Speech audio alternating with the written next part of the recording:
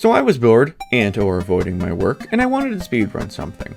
Unfortunately, any game I enjoy has already been optimized and will require actual dedication to rank.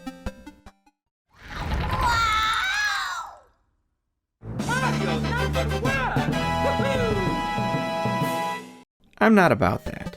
I am, however, decent at coding, so let's do that. Let's speedrun specifically Alex's super fast, super functional Picross on Game Boy. What's Picross? No time, Google it. I got my splits ready, so let's go. The speedrun starts with copying all files from the template game. I then lost some time trying to remember where the make file was located to change the project name. Found it, moving on. I first added the two color palettes to the game, one for the background and one for the game board. Like any good speedrun, I did some planning beforehand. I had previously created all the art tiles, and now just needed to redraw them for Game Boy. Boom, first split.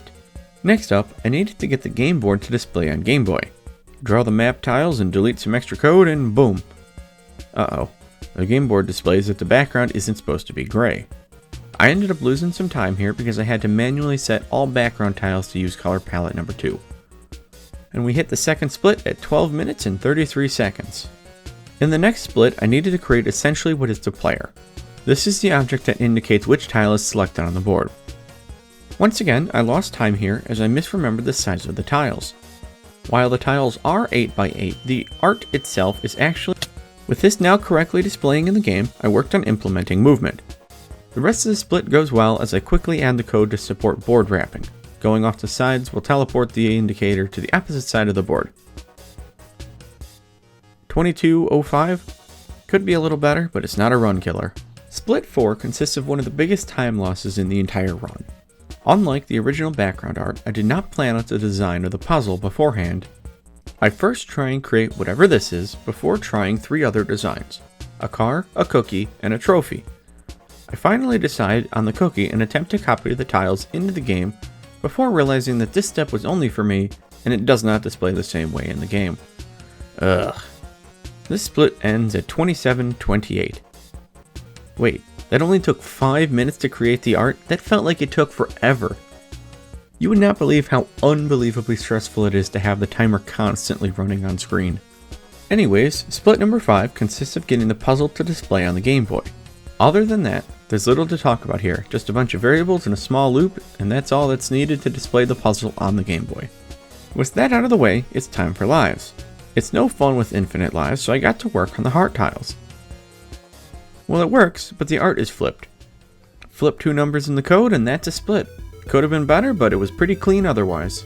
This speedrun is nearly complete. I worked on creating the basic title screen. I unfortunately lost 4 minutes and 15 seconds by being too picky with the overall look of the title. It's hard to not make it look good, you know? It then took me 10 minutes to recreate the entire title in the Game Boy format. This step could have taken me only a minute if I had any experience with a program called PNG to GB. This program converts an entire image into the tiles. However, I had to manually place each tile. A little bit of code later, and bada bing bada boom, I finished up this split at 1 hour and 4 minutes. This was by far the longest part of the run. My first couple of iterations didn't exactly work. I get a little closer after some modifications. These 10s here represent 0, so the pattern is closer. 0, 0, 0, 4. Then I got it. 4, 1, 2, 3, 3. Only 4 minutes later, and both the side and top are complete. I quickly create the WIN tiles and complete the puzzle. Time! It's done! We did it! Let's go, dude! 1 hour and 49 minutes. I estimate that I could have saved roughly 15 to 20 minutes had I planned out the puzzle art and not wasted time on the title screen. Oh well. Now, there's a possibility I cleaned up the code and added more levels. If I did, there will be a link in the description to play it yourself. If I didn't, whoops. The last thing I need to do is submit the run to speedrun.com. Alex's super fast, super functional Picross.